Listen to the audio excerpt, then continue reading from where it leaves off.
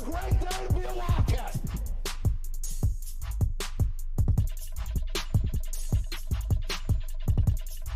You actually have to be on cocaine to be on this podcast?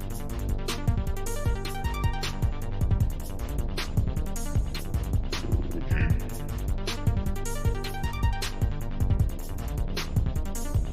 Cocaine, really?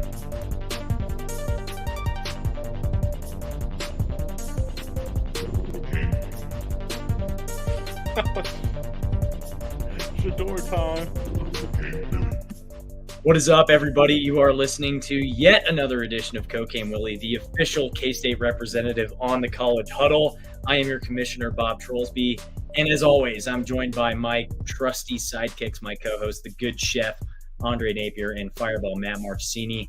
Gentlemen, we are celebrating a 42-20 rout of the Oklahoma State Cowboys today in Manhattan by your Kansas State Wildcats as they enter the bye week with a 4-1 record and await the road trip to Boulder to face the 4-1 Buffaloes in 2 weeks. Guys, just, I guess, high level, let's get this kicked off, and then I want to get your thoughts first, and then we'll go into ad read sponsor stuff, but just first off, overall thoughts on the win. What were your thoughts on the game plan? Just hit me with your vibe check. I think it survived is the wrong word. We dominated. It was a dominating win. But at the beginning, it was a little, there was just something that seemed that was off. And I don't know what happened, but I feel like Oklahoma State did something different. Maybe we forced them into it. Listening to it on the radio, it seemed like they just abandoned everything that was working good. So I don't know what happened. Maybe you guys visually can tell me because I listened to it on the radio. It seemed like Ollie was getting whatever he wanted in the first quarter, and then Alan Bowman had 2 straight runs, and then they just stopped running Ollie Gordon altogether. Yeah, Ollie was on pace for 288 rushing yards after the first quarter, and we held him to under 100. So if that tells you anything about Klanderman's ability to adjust mid-game, he definitely did it this time. There have been games where it hasn't happened, but he definitely did it this time. But that's what I'm saying. Like, we were down 13-7, and I feel like they just stopped running, and then we scored a touchdown to go up 14-13, and then that's when the dam broke, and they just had to put it all on Bowman, and that was not going to be the recipe to beat us. I definitely give a lot of credit to Joe Klanderman because as much as how Oklahoma State kind of changed their offensive mentality, I would say, in the second quarter, the defense had some frustrating plays today, but overall, giving up 20 points and after kind of how that first quarter went, I think is a huge win. Absolutely. Ollie Gordon was definitely, held in check. I know at one point they had put a camera to the sideline and, they had been working on him or something along those lines. I don't know, if that was just something that maybe they had to, kind of maintain throughout the game so he could play. But it absolutely kind of shocked me that they kind of said, oh, we're going to put the ball in Alan Bowman's hands and try and outplay K-State. I am very shocked that they did not make a quarterback change at some point in that game. I mean, he made so many mistakes. He did not look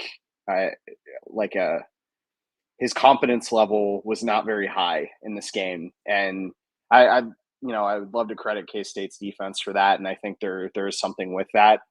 But he also he looked really bad. Well, and to your point though, with the precedence that was set in the last game too, of being benched for Garrett Rangel for a few series, not just one, but a few series throughout the game, it is a little surprising that he was struggling the way he was and no change was made. I don't know if that's just Gundy saying, hey, this is my guy, like backing him up the way he did in the press conference earlier this week, or if he was just, hey, we're going to pack it in and we're going to leave town. And that's the way it's going to be. Gundy in postgame said he didn't even think about taking Bowman out. So, it was just never a question for him, which I don't think is I I don't know if it's the right move either way. I mean, he's just off today. It's a hit or miss because in that first quarter, I mean, they're picking up third downs on 3rd and 9, 3rd and 10, long continuous drives. They didn't punt. I feel like they didn't punt in the first half at all. And a lot of that had to do with Bowman, completing these long passes.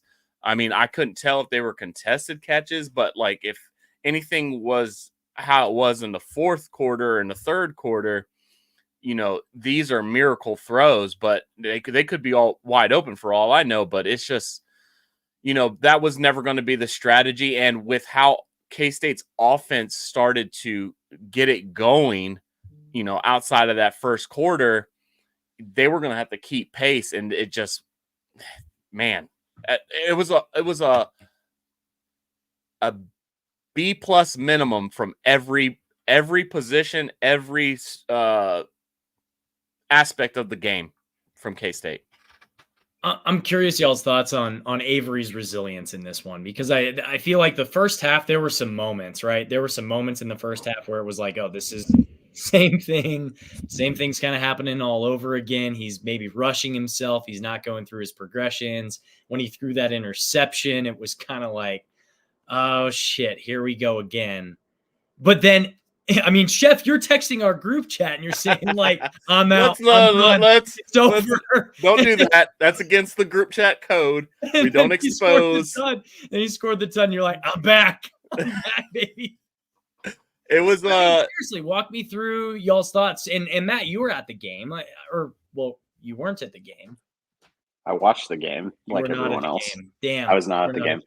No, but walk me through your thought process of kind of that stretch of, hey, well, he threw the interception, maybe it's not looking great, and then he throws the touchdown. I mean, we were getting it live streamed by Chef via the chat, but yeah, I mean, the interception was not great. What happened? Obviously, he overthrew him, or what? Just overthrew. He overthrew on a kind of a dink pass to DJ. There was some pressure coming on, and I mean, he made a quick decision that wasn't the right one, which again, with a young quarterback, that should be the defense's like MO, is to try and get pressure to a young quarterback to make some decisions. So it wasn't a great pass. It looked very similar to last week, obviously in the BYU game, but Avery really looked a lot more composed after that mistake he made today. It really helps when you can also lean on a running back to get 5, 6, 7, yards a play. 22 apparently. How many he averaged today? The boy was averaging 11 yards a carry. I mean, yeah, he was absolutely going nuts. He finished today 12 and a half yards per carry. That's insane. So the nice part is like Avery does not have to feel like he himself has to comprise this like coming back in this game. Mm-hmm. The pass to Jace was a great opportunity, obviously off of a broken defense.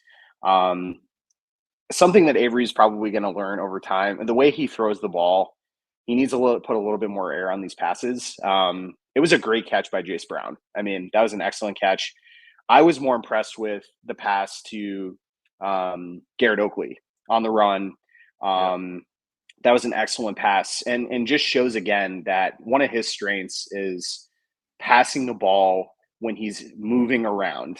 He's still, I think, coming into his own, being a pocket passer, and this like mindset of him kind of being, a pocket passer, but his true strength is moving out of the pocket and finding people open. And, you have to give some credit to the wide receivers today, as well as the tight ends, who helped him with some of those plays and finding opportunities to get open.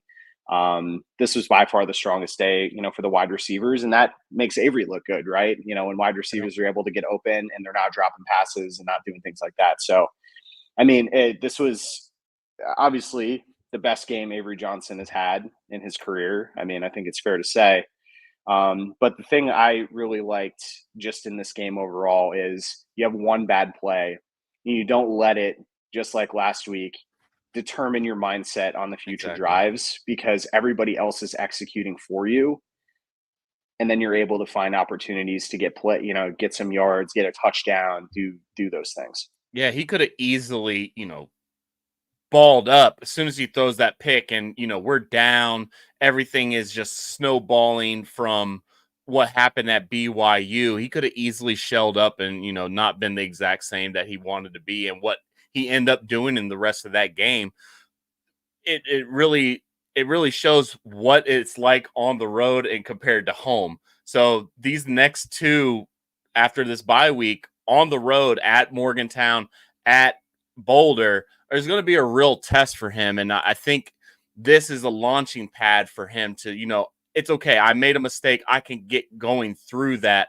And we were down at that time. So like the crowd wasn't in it to like keep him engaged. He had to get it out himself, and the defense helped. The receivers helped. I mean, the pass that he had to Jaden Jackson, where he's, it was clear pass interference, but they didn't call. He grabbed his arm. That was a dime pass, dropped right in the bucket for a touchdown, but he was pass interference and they didn't call it. But like you said, I mean, it was everybody else around him. I feel the offensive line was really great. It seemed like there was just outside of that first, interception, there was really no pressure on him. And when there was, I mean, he did some miracle stuff that made me say that is him, because the one where he ran it in at the end of the game, he steps up in the pocket, jukes a guy, steps around, J hooks all the way, and then just runs into the end zone. It was insane. The guy played. DJ Giddens, A+ game. You can't, and it was a bounce back game for him too. Let's not forget that he fumbled that, which led BYU to all the mockery that was of that game, led to all of that.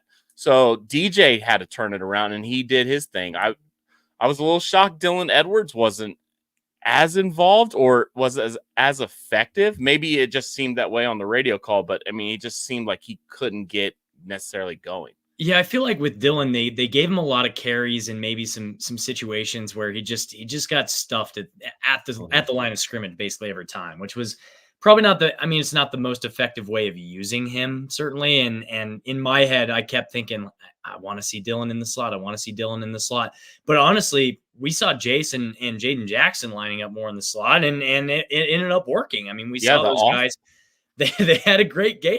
I mean, with how limited not limited, because we're so deep at tight end.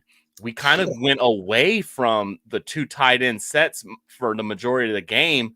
And who'd we have out there? Ancio called a touchdown. Oakley called a touchdown, but Oakley's banged up. Lofton's out for a couple weeks. Ty Bowman had the one catch for 19 yards. That was at the very beginning of the game. I thought that was a message to Cephas, to be honest. Like, we're going to start Ty Bowman. To hell with it. Why not? Why not? And he really got it going. So yeah, the O-line A+ for me. Yes. Yeah. Yeah, and I love the picture of Avery with the O-line after the game that K-State football posted on Twitter. The one thing I want to reiterate, I think you both hit on it, but the amount of plays that were made by other guys around Avery, the touchdown pass to Jace, Matt, you mentioned he maybe needs to get some more air under the ball. Like it looked like he overthrew him by about half a yard, maybe a yard. Jace went out, he made the play, he did it while running, didn't fall over, scored the touchdown. That's the kind of stuff that I feel like we got 2 years ago that we didn't necessarily get last year. That was part of what the magic of that 2022 season was, is you had that puck luck of you had the right guy in the right place at the right time, making the right play. And it felt magical. Like you could see it all come together, and we just didn't have that last year. If we have more moments like that this year, this year is going to be the special season that I think we all thought it could have been when we came into this season. I think Avery was honestly shocked that Jace was that open, so he just rushed the ball to get it out there, and it just happened to be a bullet laser because he was like, well, the dude's on the ground, so I've got to just chuck this thing out there. And Jace made a remarkable catch. I mean, he should have threw it to his inside shoulder, but he threw it out this way, and he had to adjust. It was pretty nuts when I watched the highlights of it. So yeah. Yeah, so real quick before we get into the rest of the episode here, we do want to give a brief shout out to our sponsors, Annie Mae's Parlor and Pat's Beef Jerky. This show is brought to you by Annie Mae's Parlor, located at 616 North 12th Street in the heart of Aggieville in Manhattan, Kansas. So if you're in MHK tonight, make your way over to visit your auntie. Why aren't you there yet is the real question. Come on, get off of here. Don't listen to us anymore. Make your way down to the Ville and see your auntie. They've been in business for 50 years, and it is an absolute must-visit destination in Aggieville on game days and school nights alike.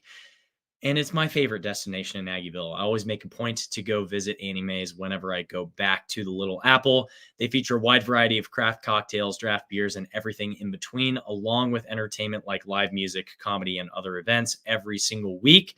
Check out their website, www.anniemays.com, to get a list of their upcoming events.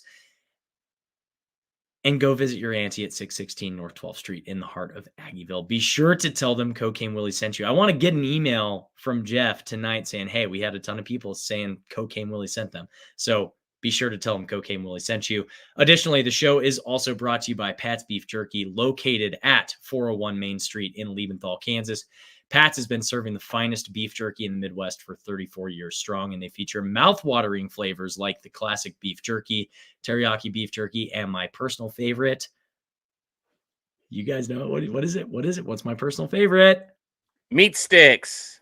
Pepper beef sticks. The savory beef pepper sticks. You got it. There are 3 places where you can get yourself some Pat's Beef Jerky. You can pick it up in person at either the Fridge liquor store in Manhattan or at their original store at 401 Main Street in Liebenthal, Kansas. Last but not least, you can get your Pat's Beef Jerky online at patsbeefjerky.com. They also have shipped to all 50 states this year. That's kind of crazy to think about. There's someone in Alaska that ordered Pat's Beef Jerky. You just think about that. There's someone in Hawaii that ordered Pat's Beef Jerky. So if they can do it, you can too. What are you waiting for? Use the promo code CATS at checkout and you'll get 10% off your next order. So use that promo code. Visit www.patsbeefjerky.com. Use the promo code CATS for 10% off your order. It's on our ticker at the bottom of the episode here. If you're watching this, just do it. There's no reason not to.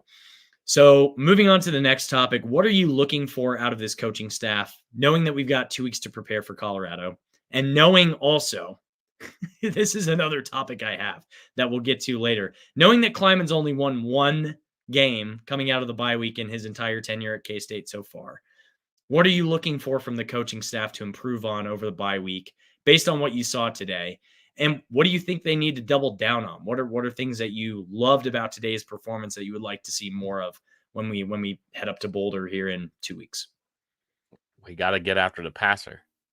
I mean, that's the number one thing. I mean, Bowman was really, well, from what I heard, he was real quick to get the ball out, no matter what. I mean, it was just 364 yards passing today. But yeah, but I mean, he threw it 60 times too. So yeah. Well, I mean, Shador's going to throw it 60 times as well. So, but he's going to hold on to the ball a little bit longer. Are we able to get to, are we going to be able to get to Shador? This is just my first thoughts. We have to get to him. We have to get to him. We have to get to him. If we're putting pressure on him and, sacking him and hitting him like Baylor did, I think we'll be in a good spot. But if we're not, like how UCF did today, man, I mean, do we have athletes to run with Travis Hunter? Quick follow-up to that, though. How much of that today was we need to stop Ollie Gordon and we need to make Alan Bowman beat us? Oh, I mean, I think it's similar to how we did Arizona. I mean, Arizona, we're going to, if, Tedero McMillan, dog, Noah Fafita, dog, they're going to get theirs. So we're going to, but it's going to get his. So let's stop the run, make them one-dimensional. And like we did in the Arizona game at home, you get an early lead, make them one-dimensional. They start pressing. It's not a complete ball game. And, things are easier. Bigger plays happen off of play action. And, when teams are not ready, just how when they got us on a flea flicker to score a touchdown, we weren't expecting a flea flicker. So that's how they score a touchdown.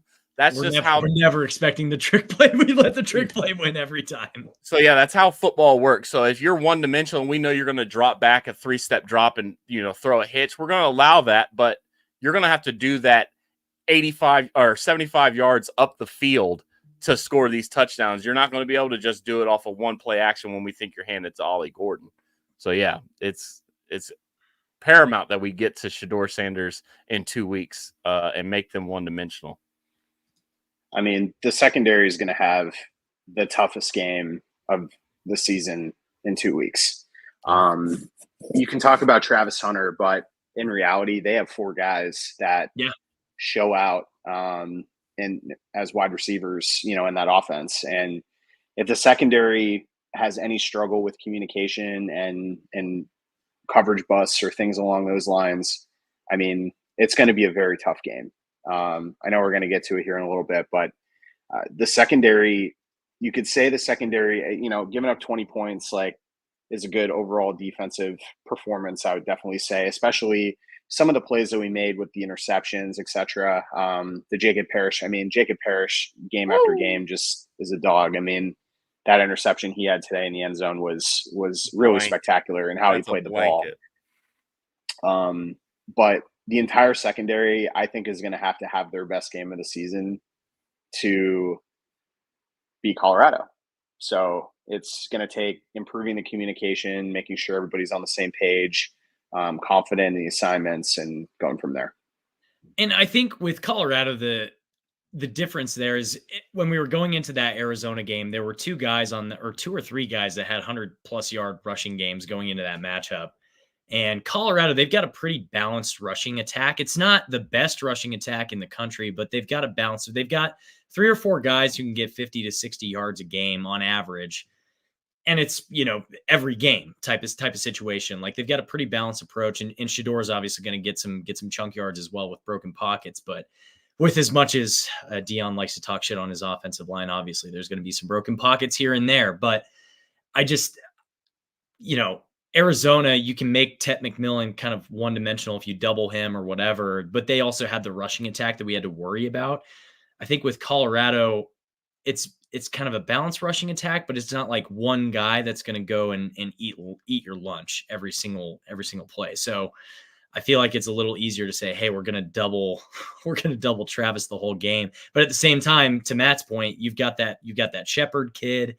They've got other weapons at wide receiver too, and I think at tight end as well. But we'll learn more about Colorado in a couple of weeks when we talk to David Talks Buffs, our guest that we're going to have for CU. But I guess I want to get into it a little bit more detail. Klieman's 1-5 coming out of the bye, 1-4 coming out of the bye as head coach at K-State. And that's always been a major concern of mine coming out of these bye week games. You're going to get 2 weeks to prepare for these teams, but at the same time, it's not looked good more often than not. And the exception to that was a COVID year KU win. And I think that was the Miles to go season as well, maybe. Or was that the Miles to go season, or was it season after? That was the season after. I'm not sure. But his record is so bad coming out of the bye, and you have 2 bye weeks this year as well. So that's something to keep in mind also.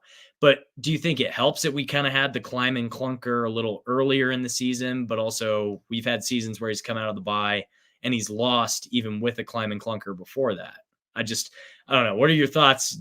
Bye. Is it an advantage, disadvantage, or other? Insert commentary here.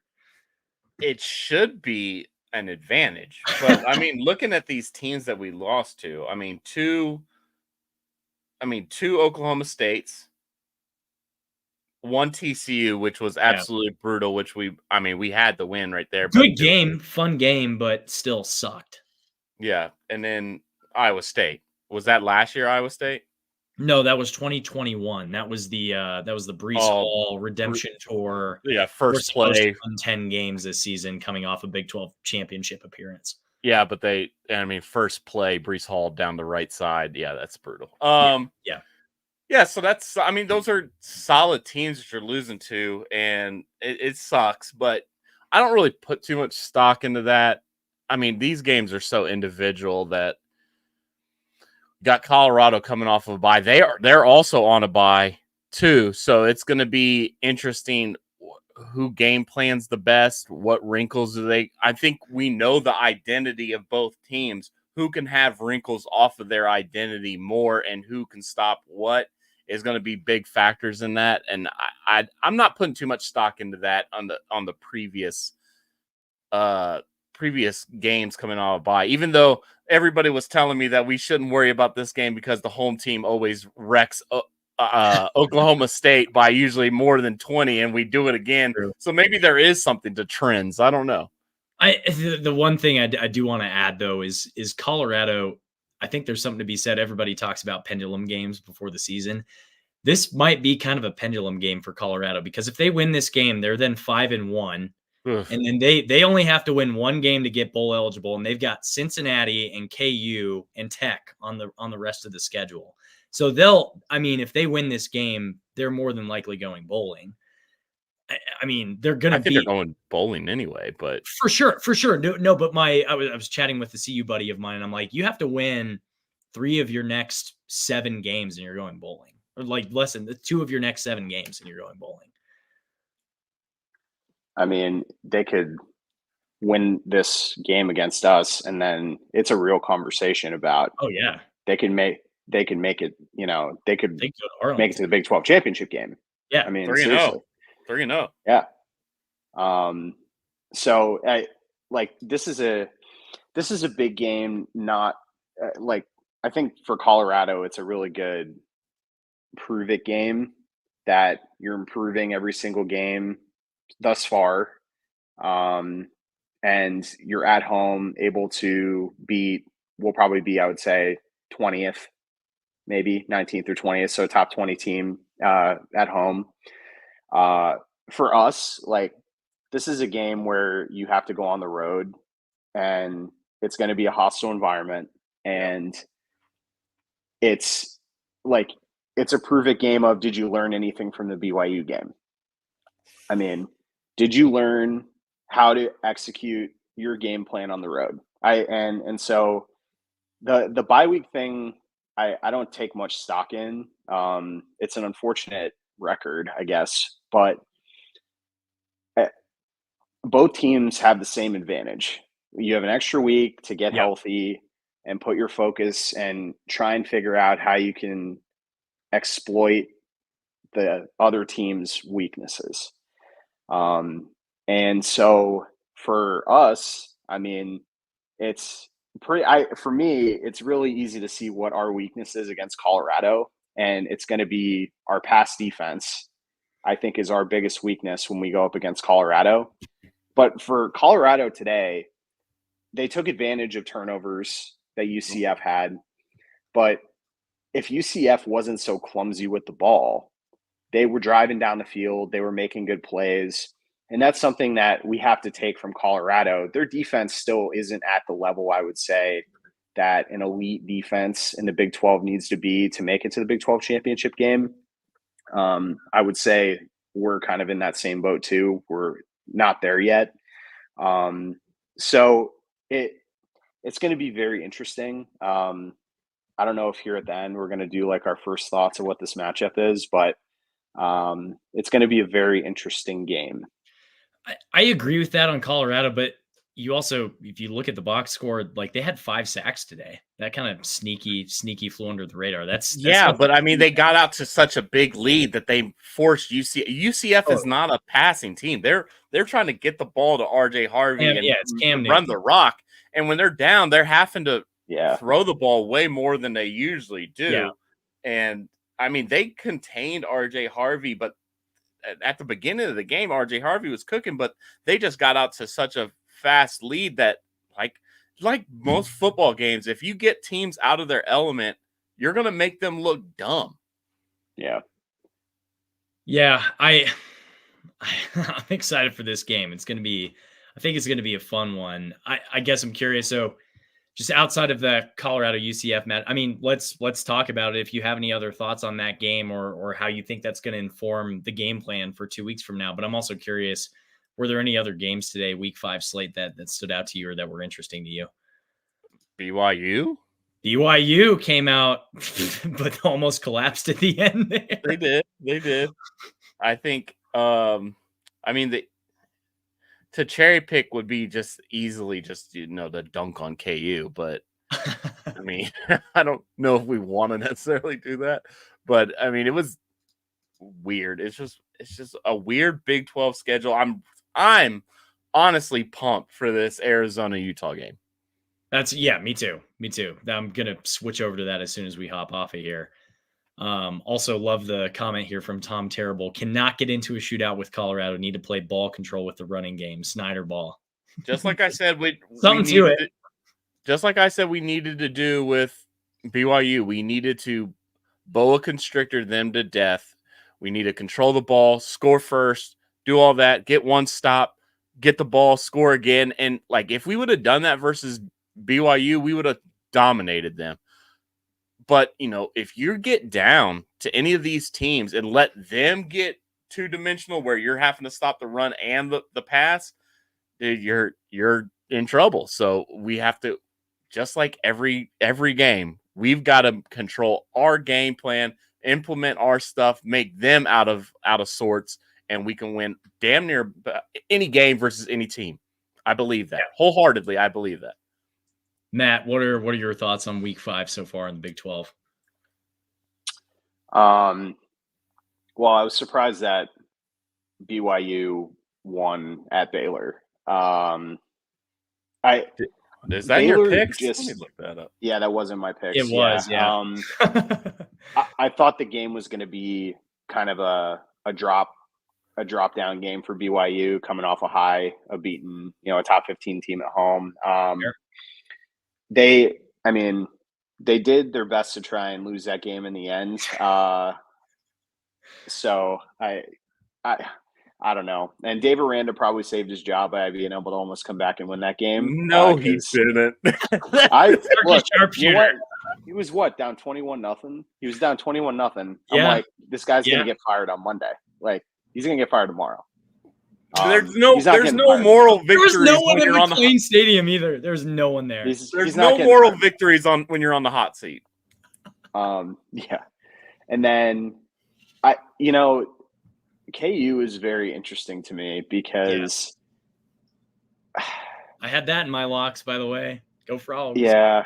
With the way the TCU played at SMU last week, like you figured the game was going to be a little bit high scoring. I saw Lance was bitching about some punt return situation. It was the same color as the sweatshirt.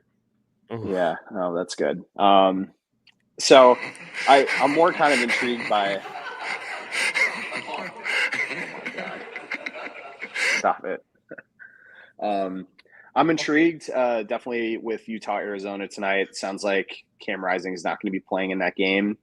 And so that sucks for, I think, Bob's team. Did he pick that? No. He had to play Jalen Daniels. No, I played Jalen to get him out of my rotation. By the way, Avery had 5 touchdowns today, so that has to help me. But, you didn't play him, though, did you?